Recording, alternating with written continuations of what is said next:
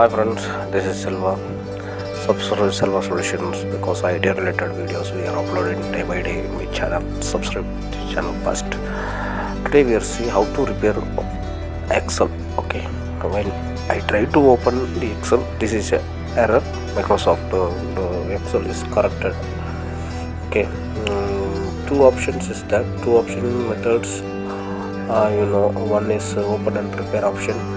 Just newly Excel open and browse your required error file, select and open and repair.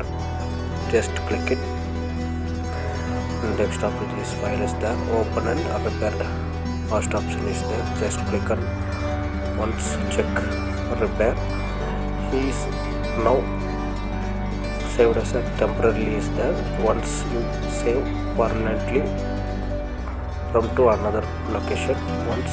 Okay, this is for not using software.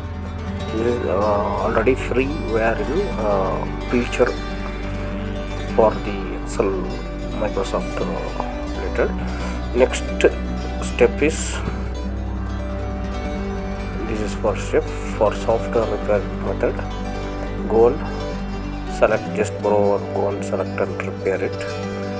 Now it's